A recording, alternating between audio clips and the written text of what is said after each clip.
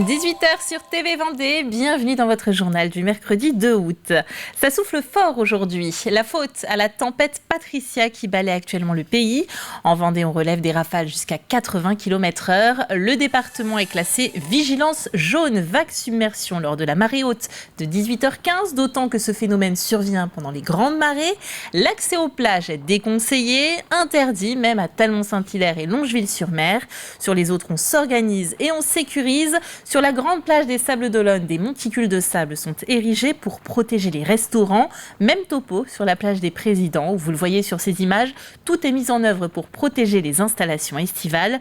Une saison donc en demi-teinte pour les touristes qui trouvent tout de même de quoi s'occuper. Ils étaient nombreux à regarder la mer déchaînée sur le remblai de Saint-Gilles-Croix-de-Vie cet après-midi. Grégoire de Châtillon et François Pérez leur ont tendu le micro. On se met dans le vent, face au vent, et on apprécie.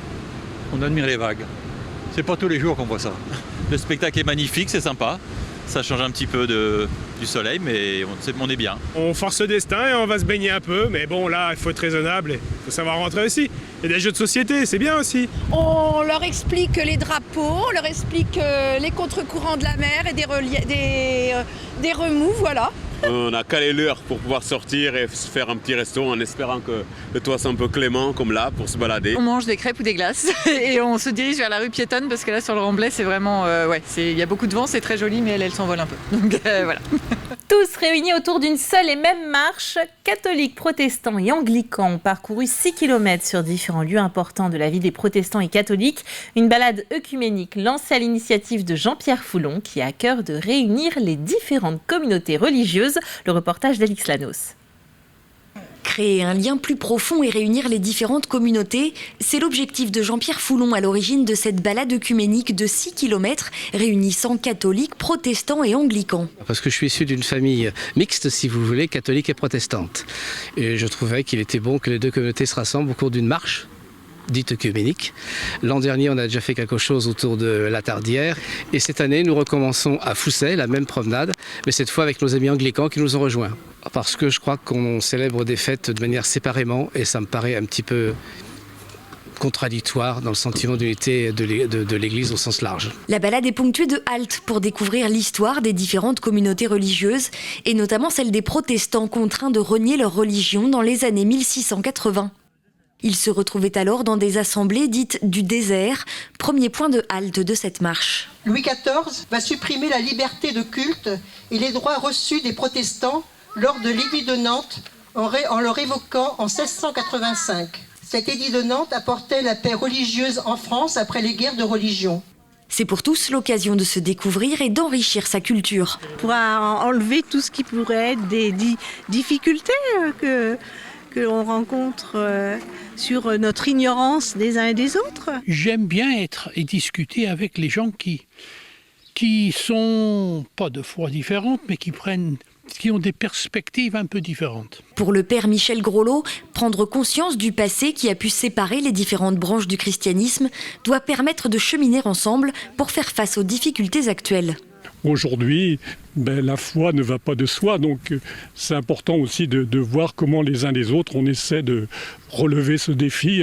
Et donc le partage entre nous, c'est toujours important. La cinquantaine de marcheurs s'est arrêtée au temple de Villeneuve, puis celui de Fousset-Péré, avant de se retrouver à l'église de la petite commune du Sud-Vendée. Leur élevage à Berdy-d'Angus suscitait de nombreuses interrogations des passants et touristes. Ils ont donc trouvé une nouvelle manière de communiquer. Régine et Jean-Luc Caquino, installés dans le Marais Poitevin depuis 2016, ont réalisé des pancartes avec un QR code. L'agriculture, c'est une activité qui est comme une autre maintenant. On se doit de communiquer dessus, de redorer l'image de l'agriculture qui a parfois été peut-être un petit peu décriée. C'est pour ça qu'on a fait ça et le QR code c'est de plus en plus utilisé suite surtout au Covid. On le voit souvent dans les restaurants, etc. pour scanner la carte. Donc ils peuvent scanner facilement, on capte bien, donc on peut regarder la vidéo aussitôt. Tout promeneur, qu'il soit touriste, qu'il soit locaux, qu'il soit autre, peut se renseigner très facilement. Et d'une vidéo qui est courte, qui est d'1 minute.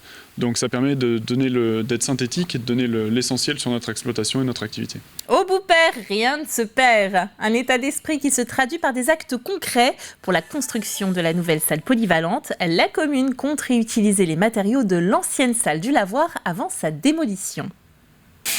620 mètres carrés de parquet à démonter, c'est-à-dire près de 30 000 lamelles de chêne à retirer, jusqu'à 60 000 clous à enlever. La salle du lavoir de la commune du Boupère n'est plus aux normes, elle sera démolie. Le parquet va alors être récupéré et sera réemployé dans la future salle du Boupère, actuellement en construction. Là, on est sur la récupération du parquet. Après, on va récupérer tout l'OSB qui est sur les murs, toutes les dalles de plafond pour l'isolation, tout l'éclairage et les sanitaires qui vont être réemployés soit dans la nouvelle salle, soit au besoin dans les salles communales qui devront avoir des travaux. Récupérer des matériaux, alors c'est pas une économie financière, mais en tout cas ça a du sens et ça donne sens au projet qu'on fait. Ça complète vraiment l'idée d'aller vers le biosourcé et l'économie des matériaux pour demain. Un projet collectif pour une économie des ressources, c'est le défi que s'est donné la commune avec la participation de ses habitants. Cette salle, Hilaire Guillotot la connaît bien.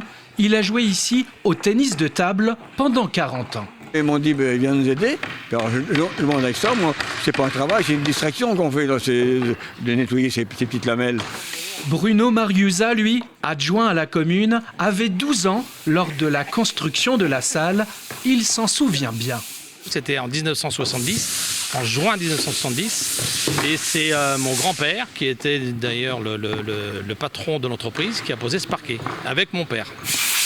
53 ans plus tard, les 14 km de lames en bois de chêne sont récupérés avec précaution, ce qui, au début de ce chantier, n'était pas gagné d'avance. On ne savait pas exactement comment faire pour enlever le parquet sans l'abîmer. On a fini par trouver une solution, comme vous avez vu, avec le petit levier avec la roulette, qui permettait de récupérer les languettes pas cassées, alors qu'au début, la moitié était à la poubelle. Un levier à roulette inventé par Henri Guéry lui-même pour un chantier vertueux, un projet éco-responsable, bon pour la commune et ses habitants et bon pour la planète. Fin de ce journal et on se quitte avec ces images dignes d'un mois de novembre. La mer des chênes est prise depuis le remblai de Saint-Gilles-Croix-de-Vie. C'était cet après-midi. Belle soirée.